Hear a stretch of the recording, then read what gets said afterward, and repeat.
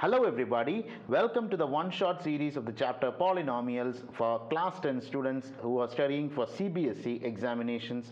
So in this particular video, we shall be discussing all the topics from the chapter Polynomials in one single shot. That means that this video is going to cover, or this particular lecture is going to cover all the topics from the chapter Polynomials, and that the only topics that this will be the only video that you will need in order to prepare for the examination, and we will be covering all the aspects, all the important topics from this chapter, and that too very quickly within a short period of time. So without wasting much time, I hope we can go into the chapter. So once again, it is me, Nikhil Narayanan from Math Academy, and I welcome you all to this video. So let's start with the class. So in this particular chapter, we shall be first starting with the concept of definition of polynomials.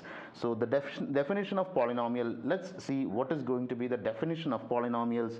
A polynomial will always be an expression. So we will say it is going to be a mathematical expression of the form. Let's write the mathematical expression. It will be taking the form a1 into x plus a2 into x square plus a3 into x cube plus etc. up to an into x raised to n. So this is how the format of your polynomial expression going to be. Now let's see what are individually. Let's take them out together separately. So these are called as the terms of the expression or terms of a polynomial. So that means this is going to be my first term. The one that is highlighting in orange color happens to be my first term. This happens to be my first term, and the one that I am highlighting in yellow color is going to be my second term. The one in green color happens to be my third term, and it goes on. That means that I'll have separate terms in between, and between these terms they will be connected together with the help of either a positive, either an addition or a subtraction. Now let's take individual terms. If I am taking terms individually out of them, now this is going to take of the form say a2x square. I am going to take this expression, and this expression is going to take the form a2 into x square. In a2 into x square, you can actually see that this a2 is basically called as coefficient. This is called as coefficient. I hope you can see what I'm writing. So this is called as coefficient, and this x happens to be your variable. This x happens to be your variable, and this 2 happens to be your exponent, and this 2 happens to be your exponent. So this is going to be the basic structure of the whole thing. That means this is going to be called as coefficient, this is going to be my variable, and this is going to be my exponent. So this is the basic structure of a term in a polynomial. So a combination of two or more such terms, or one or more such terms, is basically called as a polynomial. Now there are some conditions for these particular terms. That means that a coefficient can take certain values. There are conditions for variables, there are conditions for exponents. So let's write down each of the conditions separately. So for coefficient, coefficients can always take the form of any real number. Coefficient can be any real number. That means that it can be a fraction, it can be a real number, it can be a rational number, it can be an irrational number, it can be a fraction, it can be any form, right? So that means the basic idea is that the coefficient can be any real number. Now variable is going to be either it can be the same variable or different variables in the different section. For this time, for class 10 students, we don't have to think about multi-variable concepts. We will just go ahead with one single variable. So variable has, it is just has to be a letter. Variable just has to be a letter. That is the only condition regarding the variable. Now for exponent, it is not the case. Exponent has a huge condition, and this is the condition, one of the most important conditions in this particular category, because the exponent can only be a whole number. It can only be a whole number. It can never be any other number, right? It can be a whole number, or generally we say it can be a natural number, and also 0 can also come in. Generally what we would say that it should be a natural number, but 0 also can come in. That is the idea. So basically it can be called as a whole number itself. So that is the idea for the whole thing. Now what are whole numbers? Whole numbers are numbers starting from 0, 1, 2, 3, 4, etc., right? So that means that the exponent cannot be, when we say it can only be whole numbers, we should also say what it cannot be. It cannot be negative numbers, it cannot be negative numbers, it cannot be fractions, it cannot be irrational numbers. These are different possibilities that we can have, right? It cannot be negative numbers, it cannot be negative, it cannot have any fractions in it, and it should not have any irrational numbers on the exponent. So if that comes in, then you will say it is not a polynomial. So I hope the basic idea or the basic structure is clear to you. What is the concept of a polynomial? So in concept of a polynomial, I hope this idea, the whole idea is actually clear. All right, now let's take some examples and then see how it is going to look like. Right, let's take some examples and see. So I'm going to write down an example of a polynomial. Say for instance, I'm taking, say, p of x. This is going to be my polynomial number 1, or I'm going to call it as a p1 of x. P1 of x is equal to 2x plus 4. Now I'll just write down how many terms are there in this. So you can see that let's just dissect the whole concept together. So this is going to have how many terms? This is going to have 2 terms, right? So it is also called as a binomial. It is also called as a binomial. Now what is going to be this one? This is going to be called as 2x, and this is going to be my first term. This is going to be my first term, in which this 2 is going to be my coefficient, x is going to be my exponent. 2 is going to be my coefficient, x is going to be my variable. X is going to be my variable, and what is going to be my exponent? 1 happens to be my exponent, and 1 happens to be my exponent. So I hope that idea is clear. In the first term, you can see 2 is my coefficient, x is my variable, and 1 is my exponent. So I hope the concept is clear regarding all these 3 terms, right? Now let's go into the second term, and second term has no variable, right? It doesn't look like it has a variable, but generally what we will say is that this can also be written as a 4 into x raised to 0. That is another way of generally writing it. So if you feel that you can write it like that, you can write it in that sense, or generally we say that this term is called as a constant term. This is also called as a constant term, and the constant term will not have any variable. It will not have any variable. In certain situations, what we will say is that some of the textbooks actually will say, some of the textbooks actually write this 4 in the way of 4 into x raised to 0, and they will say that the coefficient is 4, your variable is x, and your exponent is 0. That is another way of actually representing the constant term, because x raised to 0 becomes equal to 1. So that is another way of representing the whole concept. So we took one particular term or one particular polynomial and we dissected it into different terms, right? So I hope the basic concept is clear. I think we need to have more number of such concepts, right? I think I'll just add one more. We'll just write one more polynomial, and then we'll see how will it look like. So let's take one more polynomial, p2 of x, which I am going to write it as 4x square minus 8x plus 11. Now you can see there are how many terms? Now you can see that there are 3 terms in this polynomial. So it is also called as a trinomial. We'll see that terms later. This is called as a binomial, this is called as a monomial. So there are different terms for it. We'll see all of them individually later, right? So let's go with the concept of 4x square minus 8x plus 11. Now you can basically see this is going to be the one that I'm highlighting in my green, happens to be the first term. So what is going to be my first term? My first term is 4x square, in which you can see 4 happens to be the coefficient, x happens to be the variable, and 2 happens to be your exponent. So I hope the concept is very much clear, right? You can see that 4 happens to be your coefficient, x happens to be your variable, and 2 happens to be your exponent. Is that concept very much clear to you, everyone? All right, since it's nice, now let's go into another concept in which this is going to be called as 8x. This is going to be called as minus 8x, and you can see that this is going to be your second term. This is going to be your second term. In the second term, which is going to be your let's write down each individual term. Your minus 8 is going to be the coefficient, x happens to be your variable, and 1 happens to be your exponent. 1 happens to be your exponent. So I hope the concept of polynomial is also very much clear, right? What is a polynomial? All right, I hope the concept is very much clear to you. Now we are coming on to the third term, and the third term happens to be what? Third term happens to be a constant term, right? This happens to be, the third term happens to be a constant term. This happens to be a constant term, so and the value happens to be 11. That is another way. There is also another way in which some textbooks actually represent this as 11 into x raised to 0, in which 11 happens to be your coefficient, x happens to be your variable, and 0 happens to be your exponent. That is another way of representing it. It is not a common way. In our NCERT concept, this is not a way, but in addition to that concept, some people actually, or some teachers generally, have the tendency to represent it in this manner, and that is not purely wrong. All right, and in that perspective, you can say that this can take the value 0. Okay, whole numbers also. Some of the teachers, instead of saying whole number, will say that they can only take natural numbers.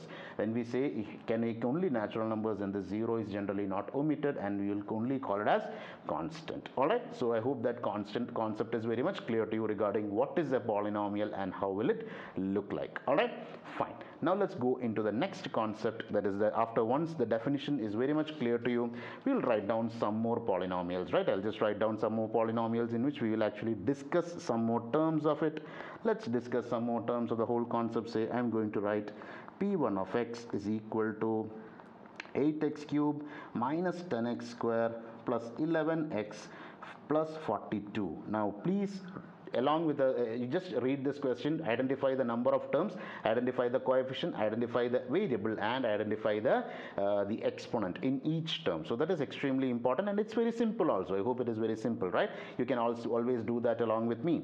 Now let's go for the second term. I'm going to write the second term for you, which is I'm going to call it as p2 of x. It is going to be written as 3x square minus 8x plus 11, and I'm going to write the third one for you. P3 of x is equal to 8x raised to 4 minus 11x plus 7. That is going to be my third polynomial. Now I'm going to write a fourth one. Fourth one is going to be 8x cube minus 1 by x square plus 11x. Now this is the fourth one. Now you can just identify the polynomial in each and every case. So let's take the first one. In the first case, it is going to be how many terms are going to be there? The first thing that I need to identify is the number of terms. So the number of terms happens to be how much? It happens to be 4. So which is my first term? 8x cube is my first term. What is the coefficient? 8 is my coefficient. What is the variable? X is my variable. What is the exponent? 3 is my exponent. I hope the concept is clear. Are you able to come along with me? Very good. So it is going to be minus 10x square is going to be the next one. So you can see this is my second term. What is going to be my coefficient? Minus 10 happens to be my coefficient. What is going to be my variable? X is going to be my variable. What is going to be the exponent? 2 is my exponent. Excellent and very good. 11x happens to be my third term. So in which term, what is going to be the coefficient? 11 happens to be my coefficient, x happens to be the variable, and 1 which is invisible. 1 which is invisible. We have studied that in exponents also, right? So 11x happens to be my third term, and 42, which is a constant term, happens to be my fourth term. So there are 4 terms in this one. Similarly, you can identify this one also. We'll go it on very quickly. How many terms? 3 terms. This is the coefficient in the 3x square. The first term, 3 is the coefficient, x is the variable, and 2 is the exponent. In the second term, minus 8 is the coefficient, x is the variable, and 1 happens to be the exponent. In the third term, it is a constant term, which is called as 11. And now we are going to the next one. You can see how many terms? 3 terms. In the first term, 8 happens to be the coefficient, x happens to be the variable, 4 happens to be my exponent. Here in the second term, minus 11 happens to be my coefficient, x happens to be the variable, and the invisible one is the what can you say? Exponent. And 7 happens to be the term as the third term, and it is a constant term. Is it clear, everyone? Now let's move on to the fourth one, and the fourth one here comes with a twist. Yes, very interesting. So this is going to be 8. How many terms are there? 1, 2, and 3. In the first term, you have 8 to be the coefficient, x to be the variable, and 3 is going to be my exponent. Now you can see the second one. It is going to be minus 1 by x square, or 1 by x square. So it is something different from that we have never seen. So let's write it in a different way. I'm going to rewrite the whole thing. I'm going to rewrite this as 8x cube minus x to the power of minus 2 plus 11x. Now why did I write it like that? So that I can bring the x square to the numerator, because I don't want anything in the denominator. It is going to confuse me because I have never studied, or the basics, the structure of the polynomial is not written in denominator. The variable is always written in the numerator. So what I did was I just rewrote the thing in the numerator, and here comes the twist, because in the second term the coefficient, let's write down the second term alone, and that is going to be having a small twist, because in the second term you can see what is going to be the coefficient. The coefficient is equal to minus 1. What is going to be the variable? X is going to be the variable. What is going to be the exponent? Exponent is minus 2. Danger, danger, danger. Exponent minus 2 is a danger, danger, danger. Why is it a danger? Because it has become a negative number. So exponent becoming negative number means it is not a polynomial. So what can we say about this one? We can say that this expression is not a polynomial. This expression is not a polynomial. And why do we say it is not a polynomial? Because you have the exponent to be equal to minus 2. You have the exponent to be equal to minus 2. Is that concept clear, everyone? Is that concept very much clear? Oh my god, it's so simple, right? It's going to be extremely simple, and it's nice also. Alright, fine. So I hope the concept is extremely clear, in which we have discussed the concept of polynomials and the polynomial and the definition of polynomials and a way to identify the polynomial, and also a way in which we will be able to identify that the polynomial is not, or the expression is not a polynomial. So what we will say is that this is an expression, all right, but don't call it a polynomial. All right, because it is not satisfying the condition to call so. All right, so I hope the concept is clear. So we have understood the basic definition of polynomials. So once it is clear, we shall be moving on to the next topic. Once we have understood the polynomial, the definitions and stuff like that, in order to separate how the terms, the coefficients, the variables, the exponents, everything is clear. So next is the important topic of the whole. Every topic is of course important. I'll always say every topic is important. That is my way. But anyways, every topic has its own due importance. So I am going to call the topic to be degree of a polynomial. Yes, it is going to be called as degree of a polynomial. Of course, it's extremely important. Trust me, man, it's extremely important, dear. Trust me, dears, it's extremely important. Fine. So let's move on to the next. Yes. A second. Yes. Let's move on to the next. Understand the next question. Now, what is degree of a polynomial? What is degree of a polynomial? So I hope you are able to follow what I'm teaching, right? I have been going a little bit slow. It has been a very slow way in which I've been teaching, but still we'll be covering every aspect of it, right? Because it's extremely important that you understand all the aspects. Even though we are doing a one short video, you should understand that you spend around 2 or 3 hours in this video. You should be able to cover everything in this chapter, right? That's extremely important. Just spending some time is not enough. You should cover every aspect of it. That is why I'm actually spending a lot of time into this, all right? Fine. So let's go on. And yes, what is going to be called as degree of a polynomial? The degree means the highest exponent. Okay, the highest exponent. Oh my god, something happened.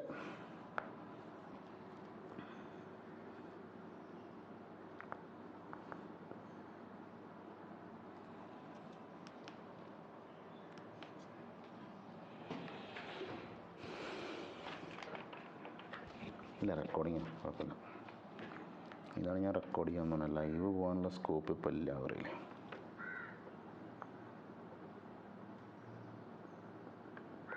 അതിപ്പോൾ ശരി, അത് ഇടയ്ക്കാണ് പ്രശ്നം വരുന്നത്. എപ്പോഴാണ് പ്രശ്നം കേട്ടോ.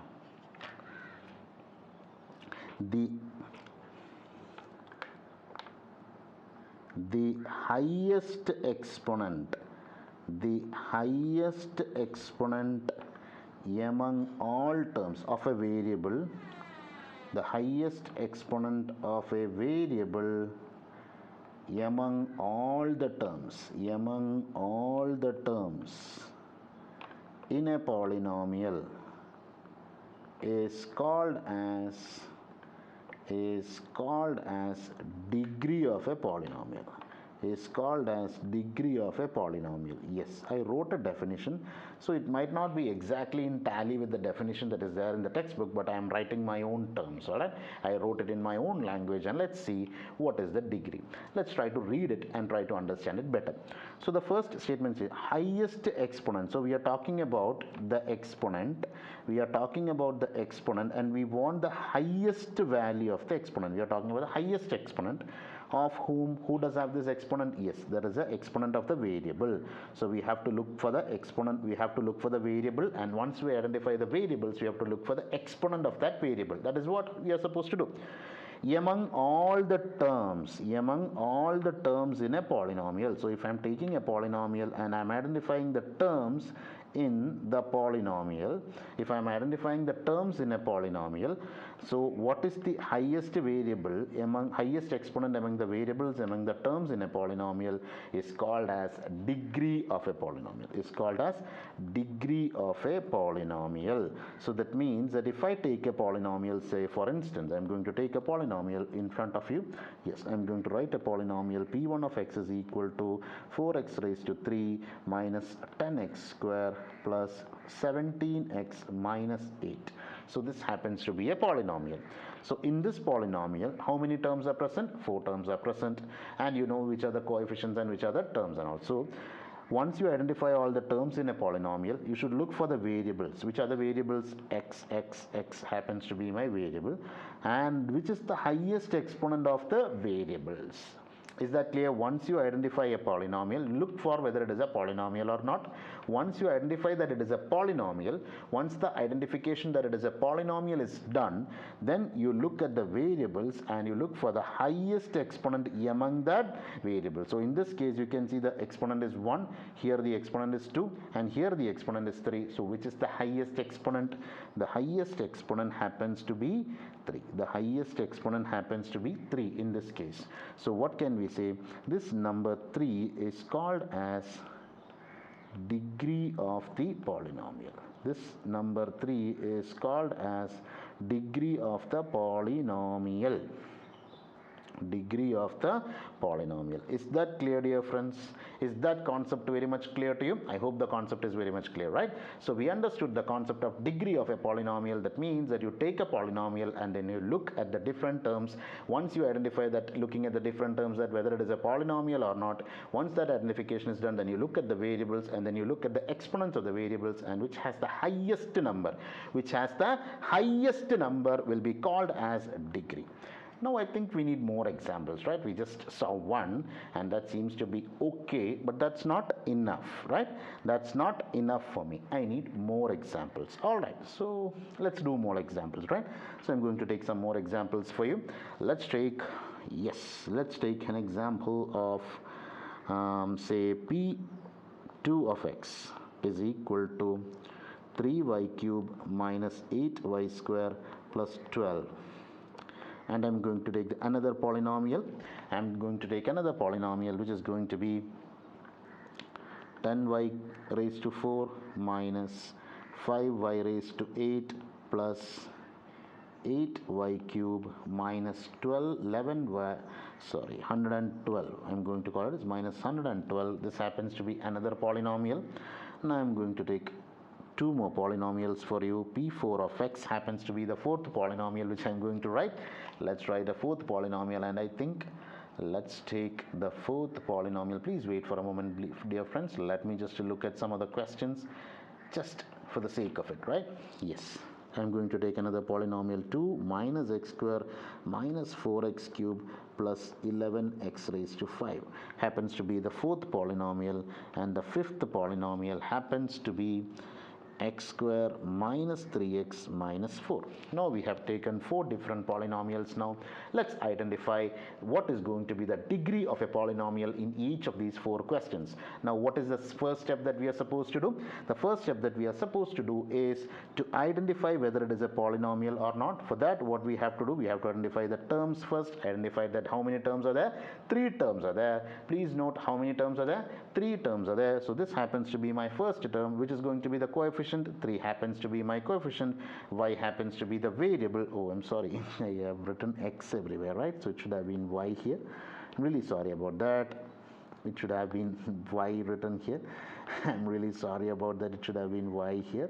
Alright, fine, let's come back again.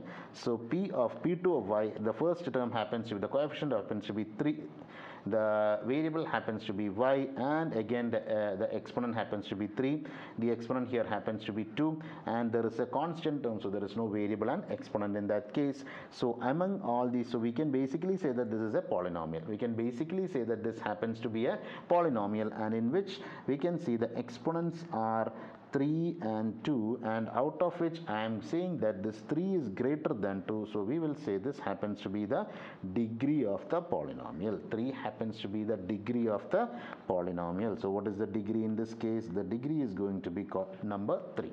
Now let's go for the next question. In the next question, how many terms are there? How many terms are there? You can see there are 4 terms. 1, 2, 3 and 4 terms are there.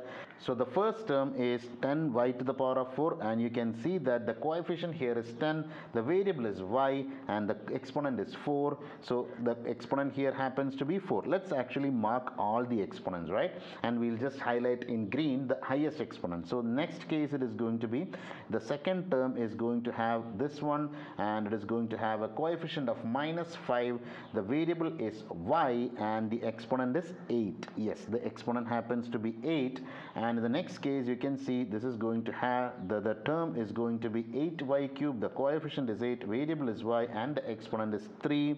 The exponent is 3, and the last term is a constant term, so it is -112. So in this case you can see that the highest exponent is given by 8, so which is going to be my degree. My degree is going to be 8.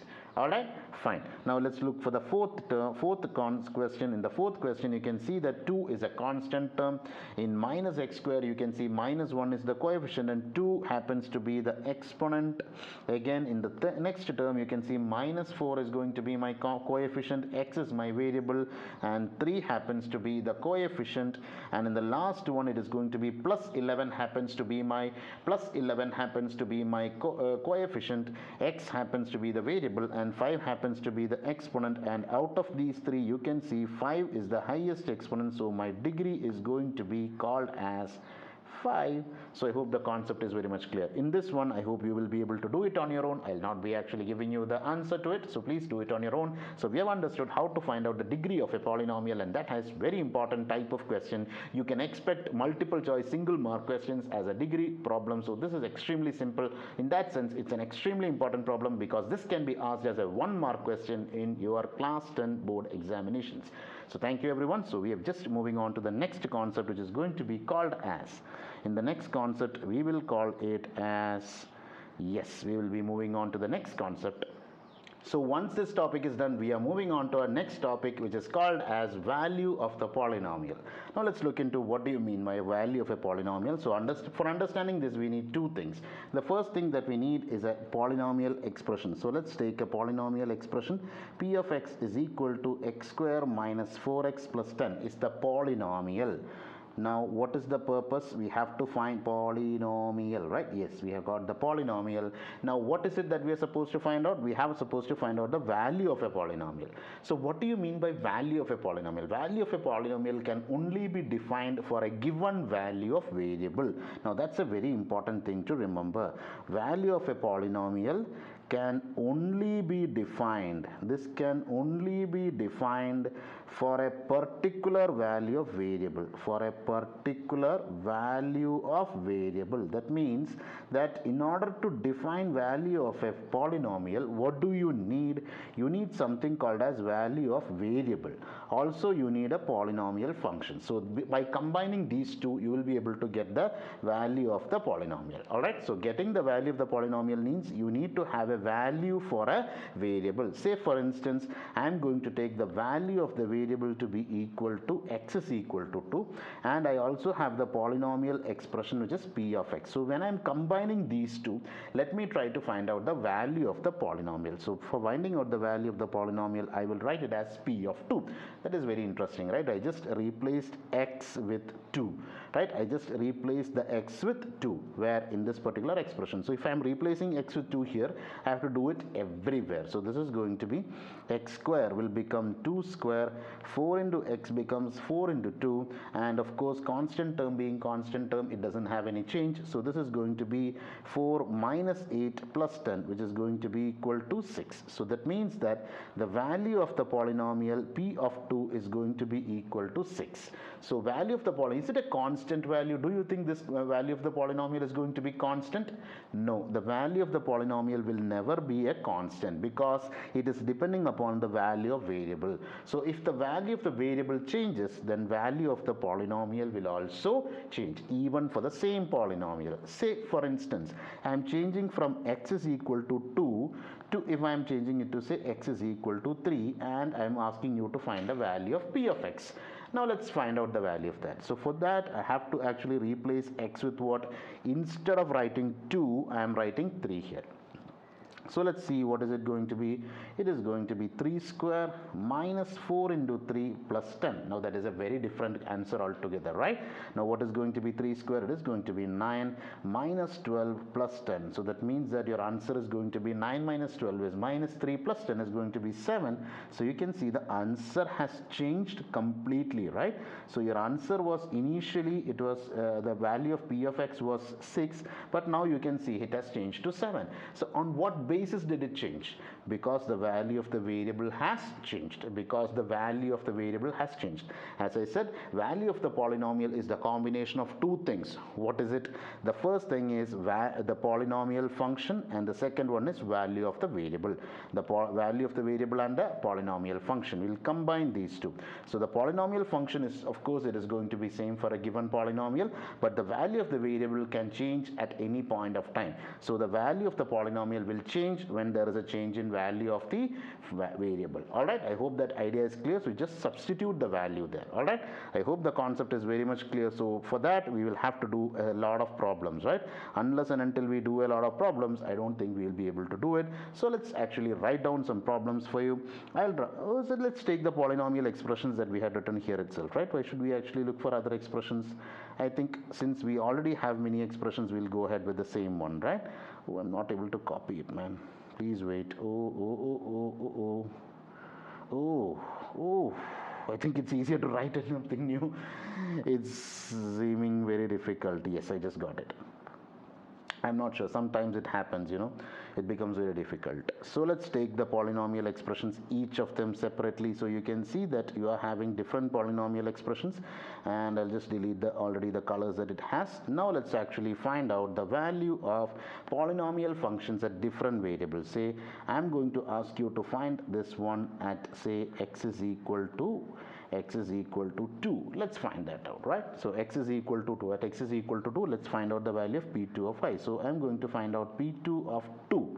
I'm going to find p2 of 2 because the expression that we have happens to be p2 of y. I'm sorry, not x, it is y. The variable is y. So p2 of y is the variable. I'll just explain once again what I did. The mistake was, what is the variable here? The variable is y. What is the polynomial expression? That is going to be 3y cube minus 8y square plus 12 is my expression. I'm asking you to find the value of the variable, value of the polynomial at y is equal to 2. So as I said earlier, it is going to be a combination of y is equal to 2 and p2 of 2. The combination of these two is going to give you what? It is going to give you the expression. Now let's see, when I combine these two, how will I end up getting the expression? So what is it going to be? I have to replace y with 2. So 3 into 2 cube. It is going to become 3 into 2 cube. Excellent. What is the next term going to be? Minus 8 into y square. So it is going to be 8 into 2 square. Plus 12 will remain as it is. No change for that. Now let's do the calculations. When I'm doing the calculations, 3 into 2 cube is going to be what? 2 cube is going to be 8. 8 into 3 is going to be 24 minus what is going to be 2 square? 2 square is going to be 4. 4 into 8 is going to be 32. So it is going to be minus 32. Minus 32 plus 12 will come as it is. So your answer is going to be what? Your answer is going to be 4. So what is the value of p2 of y at y is equal to 2? The value happens to be 4. The value happens to be 4. You just substitute the value of the variable in that expression. Is that clear, dear friends? I hope the concept is clear. So can you do the questions for for me. Say if I'm giving you more number of questions, I hope you will be able to do it individually, right? Please do it on your own, because it's very important that you try and do the questions on your own. So I'll just take the next question. In this case, if I'm going to take P3 of y, I'm going to ask you to do it for, say, y is equal to 0. Let's find out the value for the variable when value of the function when variable is equal to 0. So let's find out P3 of 0. What is it that you're supposed to do? You're supposed to substitute the value 0 at wherever points the y is present, right? So let's substitute. So what is it going to be? 10 into y raised to 4 becomes 0 raised to 4, minus 5 into y raised to 8 becomes 0 raised to 8. Alright, the next one is going to be 8y cube is going to be 8 into 0 cube. So you can say your answer is going to be 10 into 0 minus 5 into 0 plus 8 into 0. That means your answer in the end is going to be equal to 0. So I hope that idea is clear to you. So you get the answer to be equal to 0. It is not a problem that you end up getting the answer to be 0, because that is not wrong. Just getting the answer 0 doesn't mean that your answer is wrong. Many people actually have that assumption that when you get the answer 0, it could be wrong. Nothing wrong at all. Alright, in this case you can see that since all the terms are having there is no constant term coming. Alright, that is why you get the answer to be equal to 0. I hope the concept is clear. So shall we go for the next question? In the next question, I am going to ask you to find the value of the function at x is equal to 1. So what is the function going to be? Sorry, what is going to be the polynomial function? Polynomial is going to be P4 of x is equal to 2 minus x square minus 4x cube plus 11 into x raised to 5 at x is equal to 1. So how are we going to solve it? I am going to find out the value of P4 of 1. I am supposed to find the value of P4 of 1. So what is the first term? First term is 2. It is a constant term, remain as it is. The next term is 1 square, so it is going to, sorry, x square, so it becomes 1 square. The next term is minus 4x cube, so that becomes minus 4 into 1 cube, right? Minus 4 into 1 cube. And the last term is going to be 11 into x raised to 5. That is going to be plus 11 into 1 to the power of 5. Plus 11 into 1 to the power of 5. Now what is that going to be? 2 minus 1 minus 4 plus 11 is going to be your answer. I think I am blocking your visuals, right? I think I am blocking your visuals. So before that, I just bring it to the top. So you can see 2 will remain as it is 2. Minus 1 square becomes minus 1. Minus 4 into 1 cube becomes minus 4. And 11 into 1 raised to 5 becomes 11. So your answer is 2 plus 11 is 13. 13 minus 5 is 8. So your final answer is going to be equal to 8. Your final answer is going to be equal to 8. Yes, you got the value of the function here, and the value happens to be equal to 8. Is that clear, dear friends? Is that concept clear? Again, we found out the value, right? Extremely simple concepts, right? Let's try to do the last question, which is going to be P5 of x. So I'm asking you to find out the value at x is equal to 5. Now let's try to find out the value at x is equal to 5. So I'm going to find P5 of 5. Similar numbers, right? P5 of 5 happens to be 4 x square becomes 5 square, minus 3 into x becomes 3 into 5, and minus 4 will remain as it is. So what is going to be 5 square? 5 square is going to be equal to 25, minus 3 into 5 is going to be 15, minus 4 is going to be like this. So your final answer is going to be 6. So what is going to be the value of the function? The value of the function is going to be equal to 6. So I hope the concept is clear regarding the idea of value of the function, and value of the function is extremely important topic, because again this question can be asked in the form of 1 mark questions or a multiple choice questions, which are extremely important for you. So these questions are extremely important in that sense. So I hope the concept is very much clear. So we will be moving on to the next topic. As soon as possible, right? So without wasting time, let's move on to the next topic. So the next topic that we are going to look into is zeros of a polynomial. So the topic is zeros of a polynomial. So now let's look into the concept of zeros of a polynomial. Now what do you mean by zeros of a polynomial? Zeros of a polynomial is a very simple concept. That is, you take a polynomial expression, you equate the expression to 0, and you solve that expression. This is exactly similar to something that we have actually studied in class 9, right? In class 9 we have studied zeros of a linear polynomial. Of course we have studied that the idea was to actually, if you have a linear polynomial polynomial to be equal to ax plus b, then the zeros of the polynomial is given by minus b by a. That was something that we studied in our class 9. So in that expression, how are you getting that minus b by a? That is by equating the polynomial to 0. Now what is 0 of a polynomial? So we'll just write down the definition for 0 of a polynomial. 0 of a polynomial, say if we are considering a polynomial p of x, I'm not taking the same color again, I'll take a different color. Yes, if you are taking a polynomial p of x, so for finding out the 0 of x, you will equate the polynomial p of x to 0 and then find the values of, or solve for p of x. Find the solution. That is one way of saying the concept. Solution of this equation, that is one way of saying it. Another way is to find the values of x. Find the values of x for which p of x is equal to 0. Find the values of x for which p of x is equal to 0. There are two ways of saying the same thing. I'm actually saying the same thing in two different ways.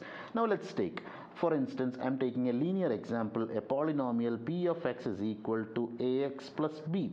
Now what is it that I'm supposed to do? You also have said three different methods, right? So I'm writing out the equation. I'm equating this ax plus b to equal to 0. That is what I'm supposed to do, right? What did I say? I said that you are supposed to take the polynomial expression and then equate it to 0. You have to take the polynomial expression and then equate it to 0. Once you equate it to 0, so that is what I did. I took the polynomial expression ax plus b and I equated that to 0. Now what is it? I have to find the solution of this equation. So you know that this is a linear equation in one variable.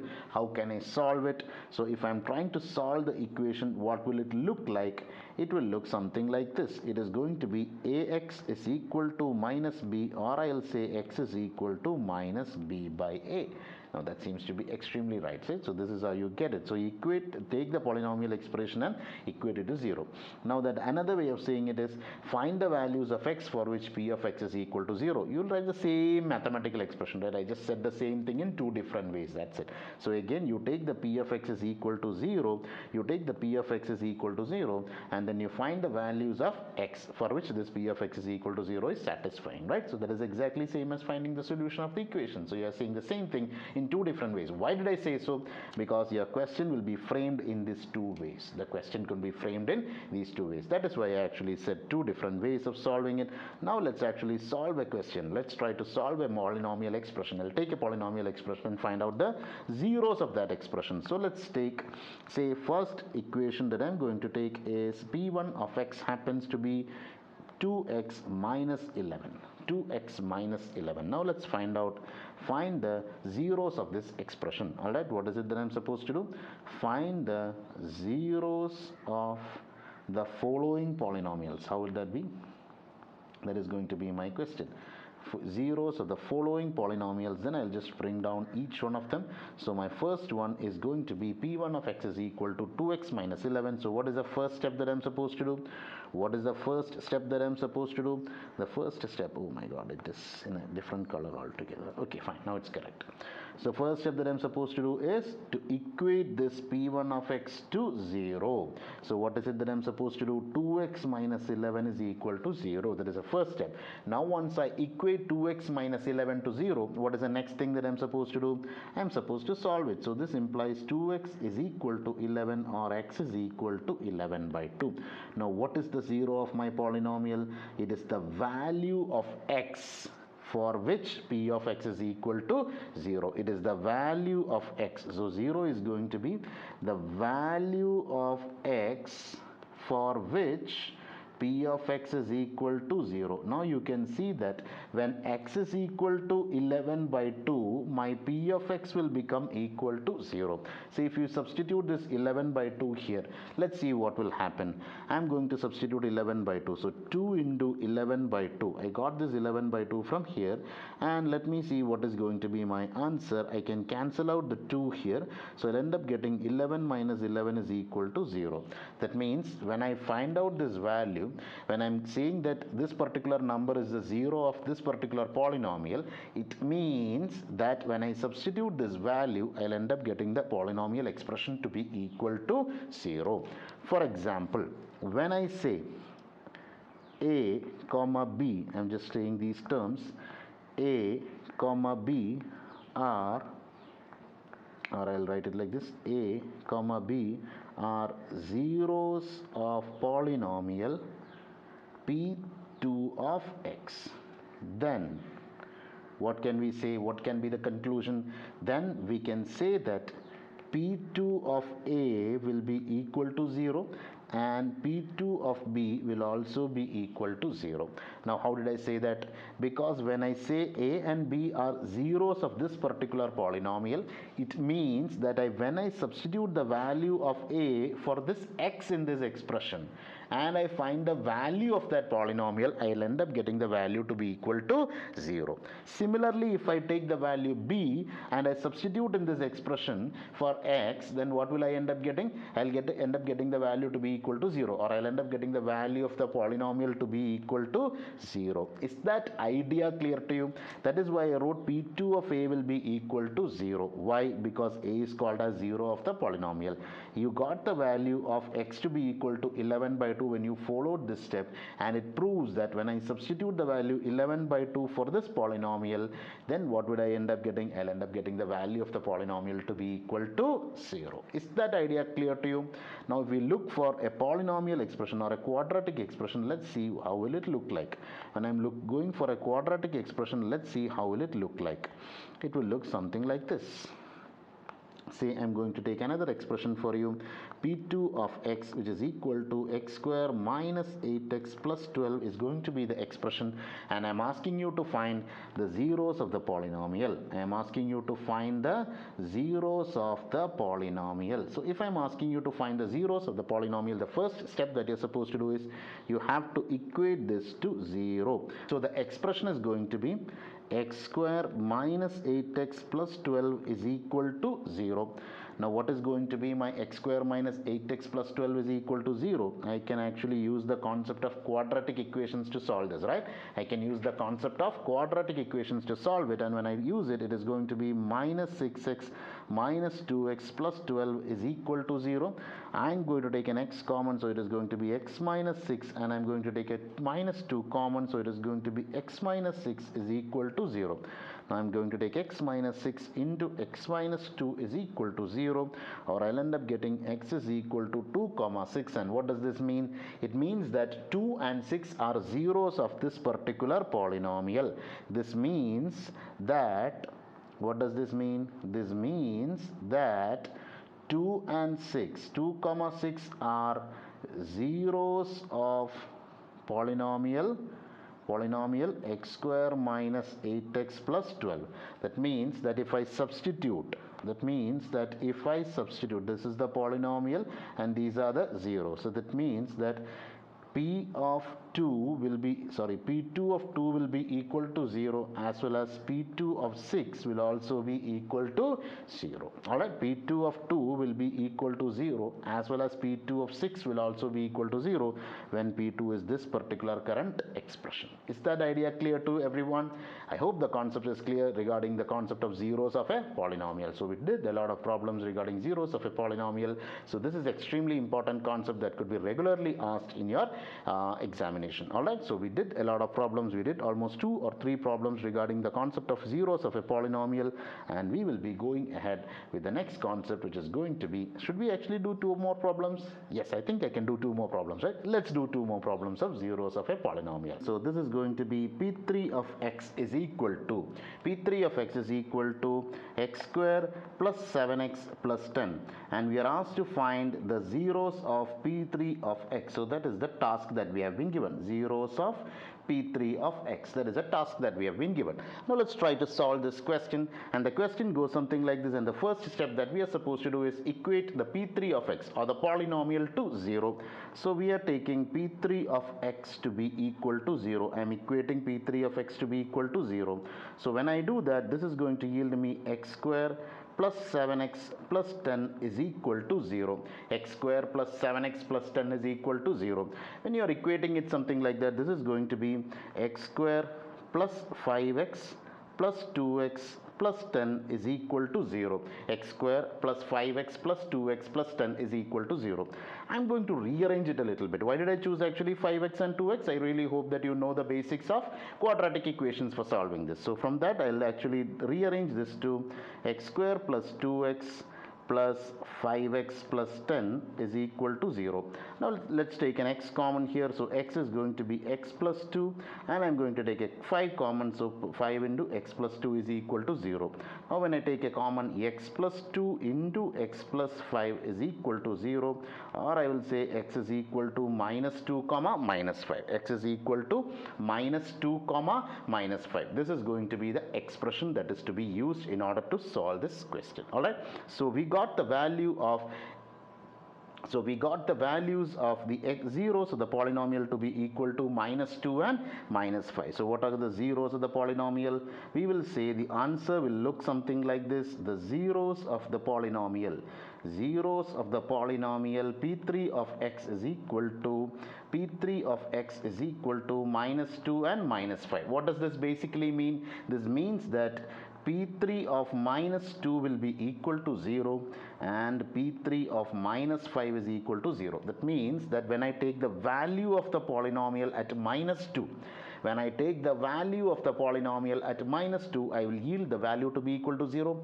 Similarly, when I take the value of the polynomial at minus 5, again I will get the value to be equal to 0. So that is the basic idea of zeros of a polynomial. So we've discussed one question. In my opinion, let's go for one more question which may not look very nice, right? So let's do one more question. So I'm going to call it P4 of x, which is equal to x square minus 3. Now this expression is not very common, right? It is going to be again a quadratic equation, and I'm going to get it as x square minus 3. And let's find out. I think it is better to take a cubic equation, right? Let me take a cubic equation. So that is going to be x cube minus 3x, and I'm going to take a cubic equation. So in this case you can see that the first step, again, even though the degree of the polynomial, in this case you can see that the degree of the polynomial is equal to 3. Even though the degree happens to be 3, 4 or 5, the steps doesn't change. Okay, the steps through which we have to find out the zeros of the polynomial has no change at all. So what is the first step that we are supposed to do? The first step is to equate the given polynomial to 0. That means I will have to equate x cube minus 3x to 0. I'll take an x common, so that is going to be x into x square minus 3 is equal to 0. This means I will have the values of x, or the solutions of x, to be equal to 0, plus root 3 and minus root 3. So that means that x is equal to plus 0, root 3 and minus root 3. These are the three different values that we are actually going to solve. So that is the concept of, so these are the three different values of zeros of a polynomial. So we can basically say that zeros of x cube minus 3x is 0, root 3 and minus root 3. These are the three different zeros of the polynomial, which is going to be called as P4 of x. Alright, so I hope it is clear. The question has been clear. So we have discussed the concept of zeros of a polynomial very clearly. Once you have understood the concept of zeros of a polynomial, let's go ahead and try to understand the geometric meaning of zeros. Alright, so let's try to understand the geometric meaning of zeros of a polynomial. Zeros of the polynomial. So we are going to look at the concept of geometric concept. So we are going to look at the geometric concept of zeros of a polynomial. Now what do you mean by geometric concept? What is the purpose of geometric concept? The purpose of geometric concept, or the geometric interpretation, is that how will it look when you draw it on a graph? What will the curve looks like? Okay, what will be the shape of the graph? What will be the shape of the graph? That is the meaning of geometrical interpretation or geometric meaning. Alright, that is what we mean when I say the term geometric meaning of something. Geometric meaning of, what do you mean? What are we talking about? What will be the shape of the graph when you are talking about the zeros of the polynomial? Now that is what we will be studying in this particular topic. Now let us try to understand the meaning. So what do you mean by zeros of a polynomial? It is the values of x for which I'm sorry, it is the values of x. So in other words, it is the values of the x or the variable, it is values of the x or variable for which the polynomial takes the value 0. Polynomial takes the value 0. That is the idea, right? Takes the value 0. That is the idea of zeros of a polynomial. So the values of the variable for which the polynomial takes the value 0. Now, okay, so that is the idea of zeros of a polynomial, and geometric meaning involves what will be the shape of the graph. So these two topics are going to be combined together in geometric meaning of zeros of a polynomial. So before that, we have to understand how generally we plot a graph when we are given a polynomial. That is what we are supposed to try to understand. So in such cases, what we will do is that, say I am given an equation like this, p of x is equal to ax plus b. So how will we generally plot a graph for this case? So in this case, when we are trying to plot a graph, what we do is that we replace p of x with y. That means the polynomial will take the value y in an equation. That means this equation is going to look something like this. Y is equal to ax plus b, and we will plot this in a graph which has both x-axis as well as y-axis. We will plot in a graph where we have both x-axis and y-axis. So you have an x dash axis, you have a y dash axis, and we will plot both of them together in the same place. Is that idea clear to you? Is that idea clear to you? So in that sense, when we look at it, we are actually plotting a graph, and the data on the y-axis is going to show the value of the polynomial. That is a very important concept that we are supposed to understand, right? What is it that we will get it from there? You will get from y-axis the value of polynomial. So we will get the value of the polynomial from y-axis. And what is it that you get from x-axis? We get the value of variable. We get the value of variable from x-axis. So that is the basic idea, right? So y is actually standing for the value of polynomial, and in x you will get the value of variable. I hope the concept is very much clear to you. The idea of this particular concept is clear. Now once it is clear, what is the next step that we are supposed to do? When we actually plot a graph, and when I say zeros of a polynomial, we have to directly connect this to zeros of a polynomial, and in zeros what we can say is that it is a value of x for which polynomial takes the value 0. That means the same concept can be explained in a different way. The values of x, so value of variable for which polynomial takes the value 0, means we can say that what is the value of y will take 0, right? So that means that zeros of a polynomial can also be written in a different way. We can say 0 of a polynomial can also be written as the value of x. That means 0 of a polynomial means it is the value of x for which y is equal to 0. So that is the idea, right? It is the value of x for which y becomes equal to 0. In other words, what can I say? The polynomial takes the value 0. Polynomial is represented by y. So we can say it is the value of x for which y is equal to 0. So in other words, if I get you an equation, what is it that you're supposed to do? Substitute y is equal to 0, you will end up getting the values of x. So that is the idea of zeros of a polynomial in that sense. So if I give you an equation like, say, p of x is equal to, I'm taking each equation separately. I'll take each and every equation that we actually did earlier. So the first equation that we did was 2x minus 11, and we got the value of x to be equal to 11 by 2. So what does that mean? Instead of this p1 of x, I would have written y. And the equation would have been y is equal to 2x minus 11. Is that clear, dear friends? I just replaced the p of x with what? With a y, and you got x to be equal to 11 by 2, and we can say that this curve passes through the point 11 by 2 comma 0. This particular line or curve, whatever may be the shape, I'm not sure what is going to be the shape of this particular thing, but we can say that it will pass through the point 11 by 2 comma 0, where 11 by 2 is from the x coordinate and 0 is from the y coordinate. Is that idea clear? Or in other words, we can say it is the point where the curve meets the x-axis. You can also say this is the point where the curve meets the x-axis. Now if you want more idea regarding that, let's go back to this place. Say if I take a value, say 11 by 2 0, so it will be somewhere here, right? It will be somewhere here where 11 by 2 comma 0 is going to be the point. So you can see that this 11 by 2 is the point lying on the x-axis, and I'm not sure about the shape of the curve. Whatever may be the shape of the curve, we can say that this curve will always pass through which point? 11 by 2 comma 0.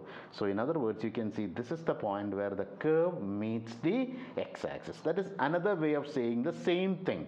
What is that thing? The curve passes through 11 by 2 comma 0 can also be rephrased as it is the point at which the curve meets the x-axis. Is that idea clear? So I hope that logic is becoming clear to you, right? What is the logic? The logic says this is the point at which it is the point at which curve meets the x-axis. Is that okay? Fine, right? Curve meets the x-axis. It is the point at which the curve meets the x-axis. So that is the concept of geometric meaning of zeros of a polynomial. That means that it will give you the list of the points where the curve meets the x-axis. The concept of geometric meaning will give you the list of points where the curve meets the x-axis. Is that clear? So what if I have, so you can see that in many of the questions we have noted that we have multiple zeros, right? So in this case you can see there are two zeros of the polynomial, which is going to be 2 and 6. What does that mean? It means that the curve meets the x-axis at how many points? 2 points. When you have a question like this and you end up getting 3 values, what does that mean? The curve meets the x-axis at 3 different points. Okay, the curve meets the x-axis at 3 different points. If you are getting 2 values, you will say the curve meets the x-axis at 2 different points. If you are getting 2 values, the curve meets the x-axis at 2 different points. What if you get only 1 value? That means the curve meets the x-axis at 1 point. I hope the logic is very much clear to you now. Now let's try to visualize the same concept. We have been reading it now. Let's try to visualize the concept. So when we are trying to visualize this, this is going to look something like this. So you're having an x-axis, here. Let's draw a y-axis. So that means that if I'm having a curve that goes something like this, what does this mean? At how many points is this curve meeting the x-axis? At how many points is this curve meeting the x-axis? It is meeting the curve at 1 point. This is meeting at how many points? Only 1 point. And it can have multiple points also, right? Say for instance, if I'm getting a curve like this, so how many points can we identify? We can identify that there are 2 points, right? This is going to be 1 point, this is going to be the second point. So that means that the curve meets the x-axis at how many points? At 2 points. It can be more than 2 also. Say for instance, if I'm taking another a case, for example, let me actually take another case in which you can have, yes, I'm taking another situation in which the curve is going to look something different, not like what we have now. What if the curve is a little bit different? I'm sorry, please hold on for a moment. It is something hurting in my eye. Yes, it's gone now. So let's go and take the curve. And what if the curve is something like this? If the curve is something like this, that means that it is meeting the curve at how many points? You can see this is going to meet the curve at 1 point, 2 point, 3 point, and 4 points. The curve meets the x-axis at 4 different points, 1, 2, 3, and 4. So that means that the curve has 4 zeros. The curve has 4 zeros, or you can say the polynomial which represents the curve. What can we say? The polynomial which represents the curve will have how many zeros? It will have 4 zeros. That is what we can say at the question, and we will be able to understand that. Alright, so I hope the concept has been clear regarding the geometrical meaning of zeros of the polynomial. So let's try to solve it. when we are trying to solve it, it is going to look something like this. So we'll start with the concept of geometric meaning once again. Let's take the geometric meaning of polynomials. Zeros of a polynomial means you equate the value of polynomial to 0 and then you find out the corresponding values of variable. That means if you take y as if your p of x is your polynomial, equate p of x to 0, you will get the values of different values of x for which p of x equal to 0. When you're drawing it into a graph, we will replace p of x with y. So we are replacing what? We are replacing p of x with y, and my equation becomes something like this. So your y-axis, values on the y-axis represents the polynomial, and the values of in the x-axis represents the values of the variables. So in such situations, what can we say? We can say that zeros of the polynomial when value of x for which y is equal to 0. So in other words, we can say it is the zeros of the polynomial is the value of the polynomial or the value of the variable for which polynomial takes the value 0. So polynomial is taking the value 0 and we have to find the corresponding value of variables. So in other words, we can also say this is the point where the curve meets the x-axis. We can say that this is the point where the curve meets the x-axis. So this is the point, right? So you can see this point is the point where the curve meets the x-axis. It is a point where the curve meets the x-axis. In all these 3 points, you can see that the value of y is 0. The value of y is equal to 0. That means the polynomial is taking the value 0. Again, at 4 points, you can see that the polynomial is taking the value to be equal to 0. So these are the meanings of geometric meaning of zeros of a polynomial. So we understood zeros of a polynomial in 2 senses, right? So I hope it has been clear. Now, of course, we will be doing some more problems regarding zeros of the polynomial. But before that, before doing much more questions, we will go ahead and try to do some more questions, right?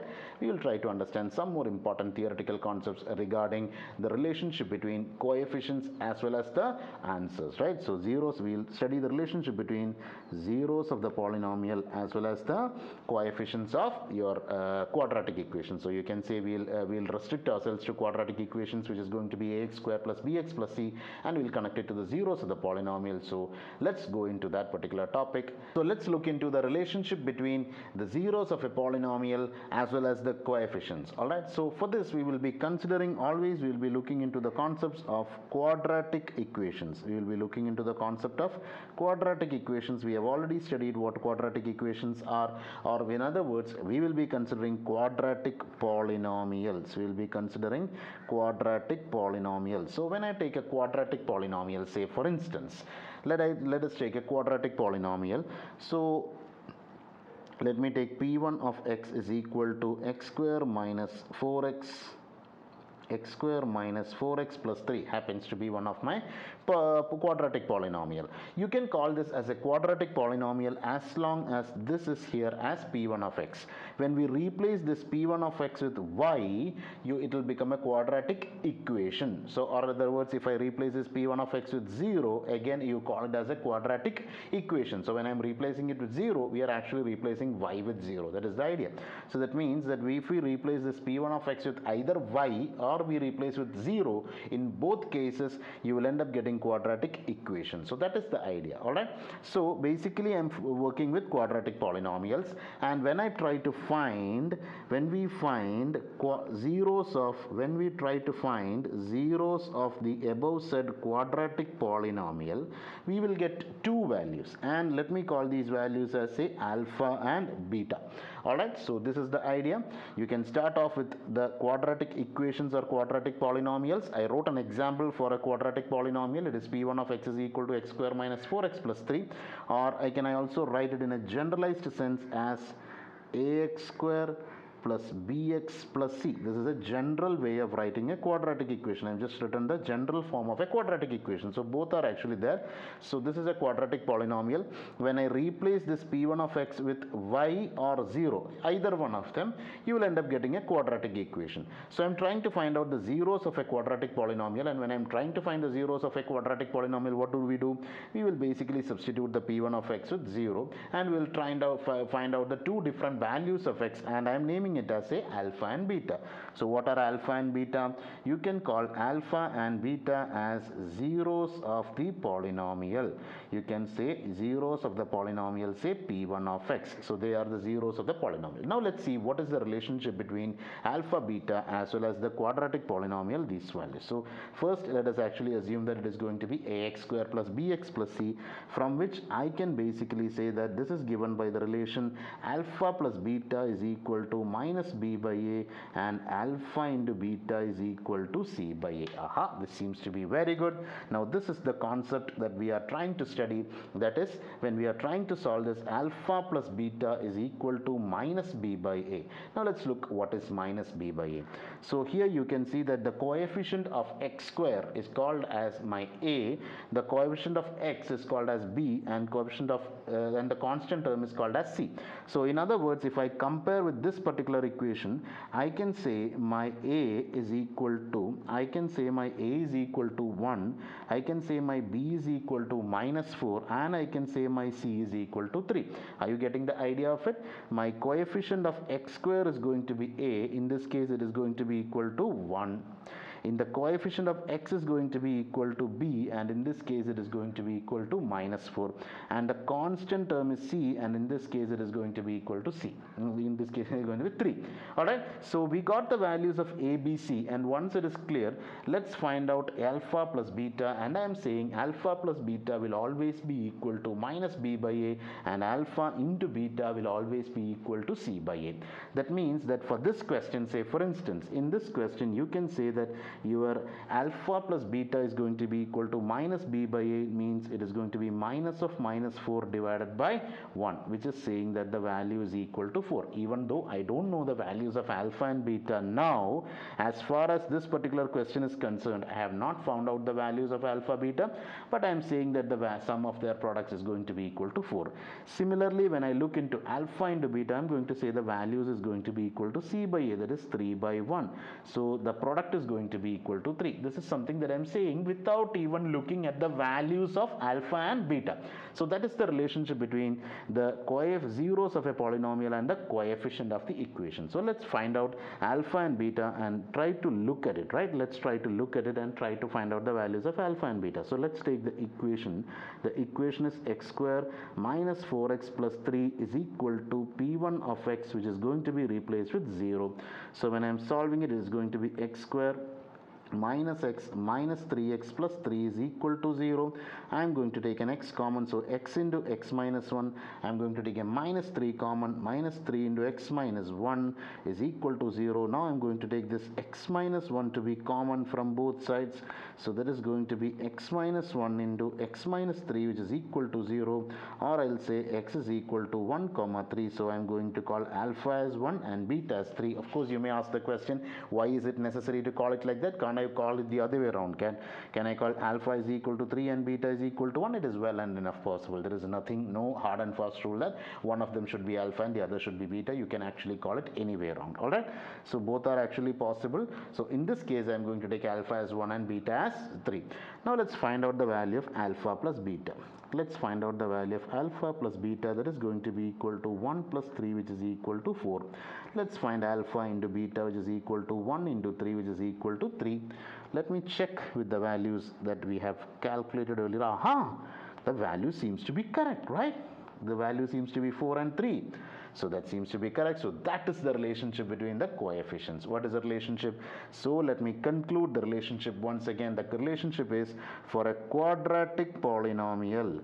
If the polynomial is taking the form p of x is equal to ax square plus bx plus c, and alpha comma beta happens to be the zeros of p of x, then what is it that we can say? We can say alpha plus beta is equal to minus b by a, and alpha beta is equal to c by a. This is the relationship between the coefficients as well as this is what we have studied, relationship between zeros of a polynomial and its coefficients. Alright, so I hope the concept is very much clear to you. Now let's see, we have talked about quadratic. We also have to see a little bit about we have to study about the cubic also. So let's study about the cubic ones. Now the cubic polynomial is going to look something like this. If I'm going to take a cubic polynomial, it is going to be p of x is equal to ax cube plus bx square plus cx plus d. This is going to be the polynomial, and I'm going to call alpha, beta, gamma as the zeros of p of x. Alright, zeros of p of x is going to be alpha, beta, gamma. Since it's a cubic equation, it has 3 zeros.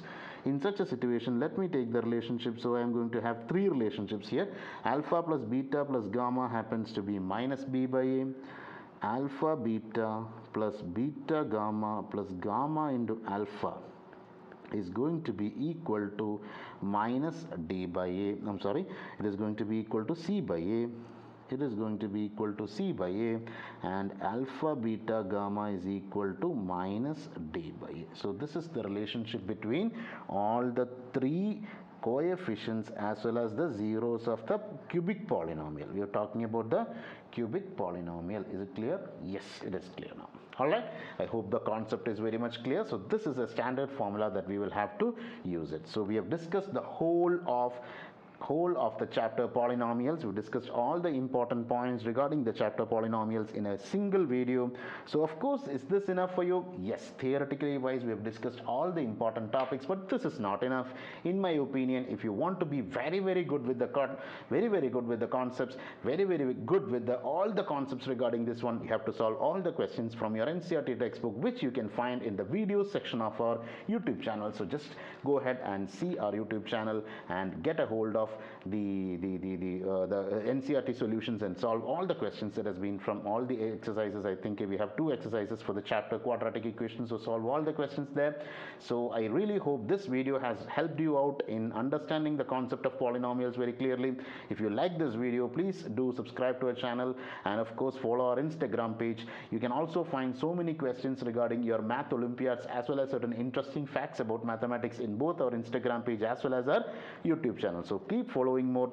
To know more about the courses that we conduct for mathematics, please visit our website. The link to our website is present in our description. So thank you everyone for watching. Once again, it's me Nikhil Narayanan from Math Academy. It's me signing off from this video. I'll soon see you with another video, and thank you. Goodbye.